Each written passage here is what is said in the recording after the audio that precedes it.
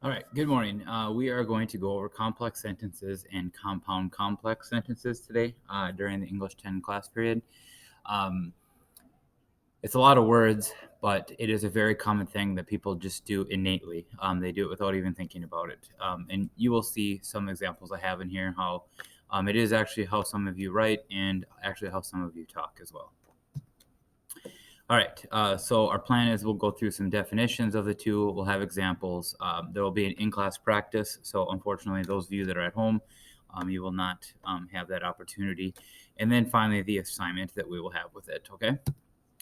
All right. First and foremost, my plan is to ask students what is an independent clause and what is a dependent clause. An independent clause is a formal sentence. There is a subject and a predicate, which means that there is a verb.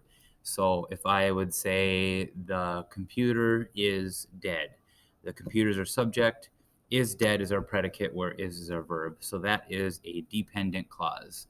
Now, if I said, though the light is blinking, the computer is dead.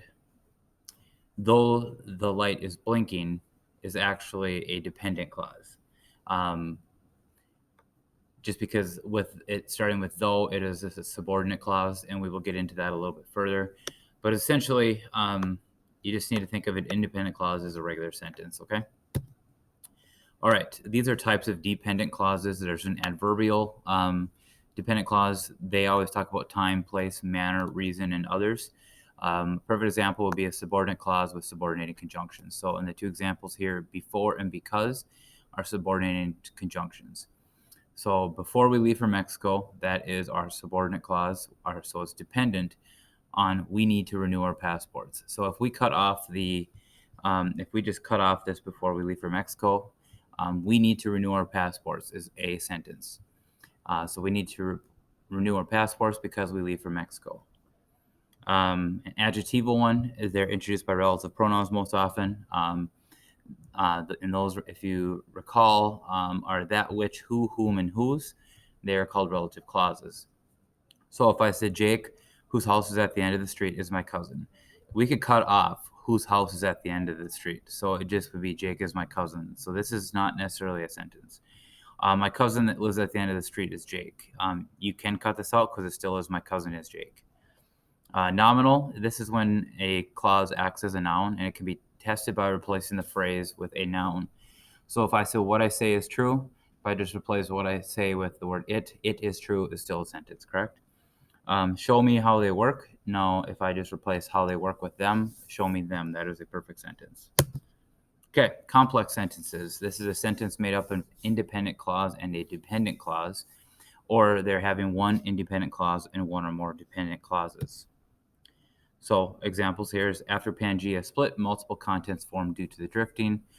What you are doing is really upsetting me. The dog that lived for 28 years was an Aussie Shepherd.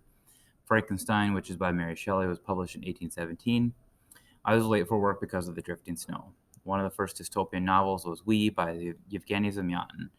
So all of these that are underlined are the dependent clauses.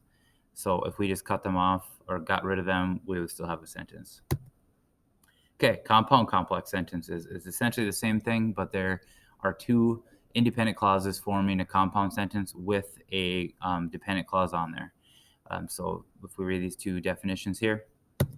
Okay, examples. Using the same sentences just but making them compound. So after Pangea split, multiple contents formed due to the drifting. However, the tectonic plates still are drifting. So however, the tectonic plates is the compound, but after Pangea split is the dependent clause there. So that applies to all of these. If you want to pause and read them, you can. I only have 5 minutes for these videos. So going to the next slide here, all of these that are underlined are the compound sentences, okay? So we're not going to practice, but your assignment, if you want to read here, you are going to write 10 complex sentences, and then you also will write 10 compound complex sentences. As it says here, all of these will make you better and more efficient writers. And plus improving sentences and varied sentence lengths will be on the ACT next year, and that's something that you guys will be doing, all right? If you have questions, go ahead and